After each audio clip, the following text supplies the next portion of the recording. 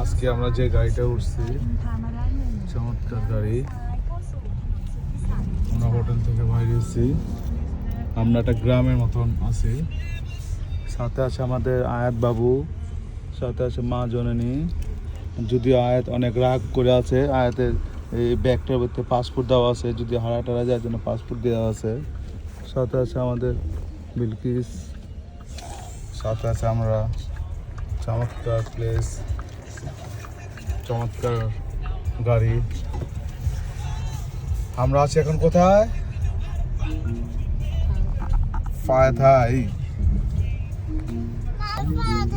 আমরা এই হোটেলটা ছিলাম, অনেক চমৎকার হোটেল। ভিতরে ভূত ভূত ভাব আছে।